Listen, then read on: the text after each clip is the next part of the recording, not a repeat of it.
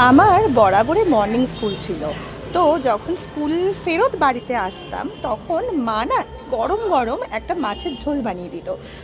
এবং যখন আমি স্কুল গণ্ডি পেরিয়ে যখন কলেজে গেছি বা যখন আমি অফিস করেছি, তখন না এই মাছের ঝোলটাই কিন্তু ছিল এক এবং একমাত্র পদ, যেই জিনিসটা সমস্ত ভাত দিয়ে খেতে আমার অসাধারণ লাগতো। এবং মাকে বলে রাখতাম যে তুমি কিন্তু একটু বেশি করে ঝোল করো।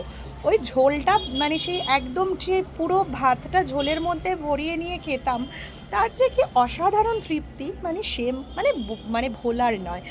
যখন তারপরে বিয়ে করলাম, বিয়ের পরে যেহেতু আমি এবং আমার হাজব্যান্ড আলাদা থাকতাম, সেহেতু সেই সময় আমি খুব একটা রান্নাবান্না কিন্তু জানতাম না, আর আমার কিন্তু খুব কম বয়সে বিয়ে হয়েছে। তো সেই সময় যেহেতু রান্নাবান্না আমি জানতাম না, তো কি করব, খেতে তো হবে, তো তার জন্য এই শর্টকাটে এই মাছের ঝোলটাই কিন্তু একমাত্র করতাম, যেইটা খেতে কিন্তু দুর্দান্ত লাগতো। আর আমাদের দুজনেরই পছন্দটা প্রায় একই রকম। তো এই মাছের ঝোলটা করতাম, তো দুজনে ভাত খেয়ে তখন অফিস চলে যেতাম, এবং বাড়িতে যখন আসতাম তখনও কিন্তু সেম এই মাছের ঝোলটাই করতাম। তো যাই হোক, তারপরে আস্তে আস্তে এত মাছ চেনা, মাছ তো প্রথমে চিনতাম না, কারণ কোনোদিনও বিয়ের আগে বাজার দোকান করিনি, বাবাই সব করতো।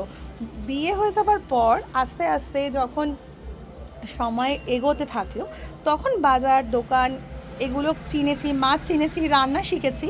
কিন্তু ওই যে মায়ের হাতের সেই মাছের ঝোলের পাতলা করে সেই আলু দিয়ে, টমেটো দিয়ে সেই স্বাদ কিন্তু ভোলার মতন নয়। যাই হোক, এই রান্নাটা আমিই করেছিলাম, কিন্তু মায়ের হাতের মতন কিন্তু হয়নি।